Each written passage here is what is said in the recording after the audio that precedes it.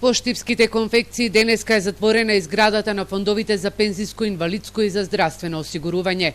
Во канцелариите денеска се врши дезинфекција, а вработените се дома и ги чекаат резултатите од брисевите за COVID-19.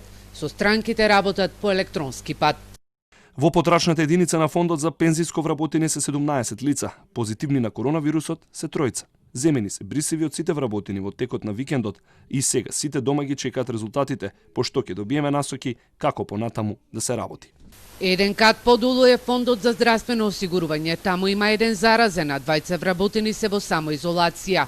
Најавија дека вработените ќе ротираат и утре ќе работат согласно препораките, со заштитна опрема, дистанца од 2 метра и само на еден шалтер. Епидемиолозите бараат одговори како коронавирусот влегол во овие две важни институции.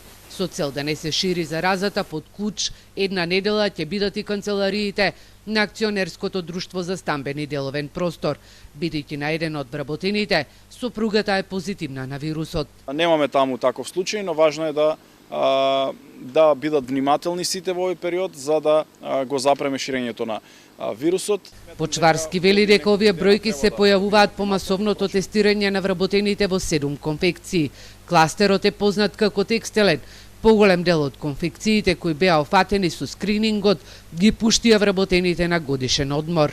Оному каде што нема појавено се уште заболен од коронавирус, дел од нив работат, така што се работи на брза детекција и се работи на брзо осознавање на контактите и на она што значи нови можни потенцијални случаеви, така што верувам дека овој период, ова недела, целосно ќе се затвори целиот круг. Штип денеска има рекорден број на новозаразени, вкупно 33. Со зголемувањето на оваа бројка се зголемува и бројот на хоспитализирани. Неинфективното се лекуваат 25 пациенти, од кои 5 се на кислородна подршка. Еден од нив на возраст од 86 години е во потешка општа состојба.